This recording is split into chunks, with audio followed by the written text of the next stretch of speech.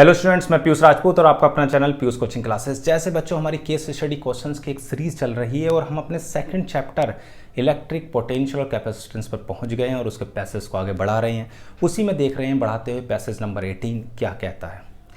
In practice, we deal with the charges much greater in magnitude than the charge on the electron, so we can ignore the quantum nature of charges and imagine that the charge is spread in region in continuous manner. अगर मान लो charge का amount बहुत ज़्यादा बड़ा है तो आप ये मान के चलते हो कि चार्ज हमेशा क्वांटाइज्ड होगा। Such a charge distribution is known as continuous charge distribution. There are three types of continuous charge distribution: line charge, surface charge and volume charge. तीन तरह से हम डिस्ट्रीब्यूट कर सकते हैं। चलो भाई पहले पर आते हैं। Gauss law cannot be used to calculate electric field near an dipole. Electric dipole don't have symmetric charge distribution. देखो बच्चों, गॉस लॉ जो लगता है वो आपका एक क्लोज सरफेस के लिए लगता है और जो सरफेस होती है वो आपकी सिमेट्रिक हो, इसलिए हम जो सरफेस लेते हैं या तो स्फेरिकल लेते हैं या सिलेंड्रिकल सरफेस लेते हैं और जो चार्ज का डिस्ट्रीब्यूशन होता है वो एकदम यूनिफॉर्म होता है। तो इसका पहला स्टेटमेंट तो सही कि Gauss law can not be use to calculate electric field near electric dipole, ठीक है ना। और electric dipole don't have symmetric charge distribution, उसमें कोई भी चार्ज का डिस्ट्रीब्यूशन सिमेट्रिक होता भी नहीं है, यानी कि दोनों स्टेटमेंट सही हैं। गॉस लॉ किसी भी हम क्या करते हैं, सबसे पहले हम उसको चार्ज को क्लोज करते हैं, पूरी क्लोज सरफेस के लिए होता है। दूसरी बात, जो हम सरफेस से क्लोज कर रहे हैं वो एक सिमेट्रिक होती है कर्व, जैसे स्फेरिकल और सिलेंड्रिकल। दोनों स्टेटमेंट सही हैं, कोई दिक्कत नहीं। कह रहा है electric charge of 8.85 × 10⁻³ coulomb is place as the centre of sphere of radius 1 metre. Electric flux, देखो भाई फ्लक्स का जो फॉर्मूला है आपको पता ही है, Q/ε0 है।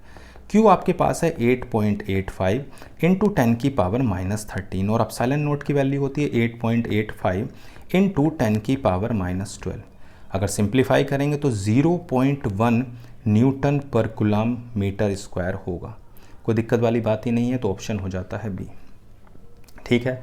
अगला थर्ड पर आते हैं। तो कह रहा है the electric field within the nucleus generally observe to be linear dependent on R so. देखो बच्चों, अगर आपके पास कोई भी न्यूक्लियस की अगर हम बात कर रहे हैं, यानी कि उसके अंदर पॉजिटिव चार्ज क्या होता है, यूनिफॉर्मली डिस्ट्रीब्यूट होता है पॉजिटिव चार्ज, ठीक है। और मैंने आपको बताया भी है कि अगर कोई भी कंडक्टर नहीं है, मतलब कोई भी नॉन कंडक्टिंग सॉलिड स्फीयर है, तो उसके अंदर जब भी आप इलेक्ट्रिक फील्ड निकालते थे, क्या निकालते थे, उसके अंदर जब भी आप क्या निकाल रहे हो, इलेक्ट्रिक फील्ड किसी भी डिस्टेंस पर, तो उसका मैंने आपको फॉर्मूला बताया हुआ है, E = ρr/3ε0। ये इनसाइड होता है, बताया है।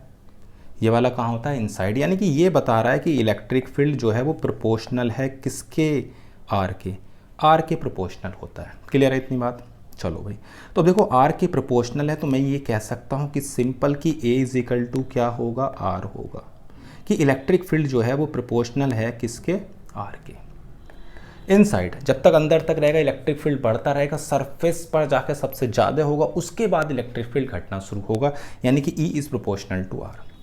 कह रहा what charge would be required to electrify a sphere of radius 25 centimetre. Surface charge density हमें दे रखी है। चलो भाई, अब देखो आपके पास सरफेस चार्ज डेंसिटी जो होती है वो चार्ज पर यूनिट एरिया होती है। तो अगर मैं Q लिखता हूँ तो आ जाएगा 4πr² सिग्मा। तो 4π रेडियस की अगर बच्चों बात करें तो 0.25 है, तो 0.25 का स्क्वायर।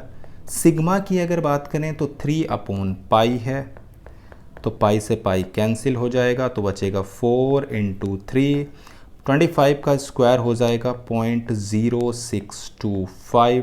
अब इसको अगर आप सिंप्लीफाई करोगे तो ये आपका 0.75 कूलम आएगा। सिंप्लीफाई आप कर सकते हो, इतनी बड़ी कैलकुलेशन नहीं है, ठीक है, कोई दिक्कत तो नहीं। अब कह रहा है SI unit of linear charge density. देखो लीनियर चार्ज डेंसिटी जो होती है बच्चों वो आपकी lambda = charge per unit length होती है, यानी कि जो लैम्डा होगा वो आपका हो जाएगा कूलम पर मीटर। तो कोई ऑप्शन है तो हाँ जी, बी है। तो बहुत आसान सा देखो बच्चों पैसेज था, आपने इसको कंप्लीट किया और आपको दो चीज़ें समझ में आई कि अगर चार्ज बहुत बड़ा होता है तो उसमें क्वांटाइजेशन की ज़रूरत नहीं है, वो हमेशा ही क्वांटाइज्ड होगा।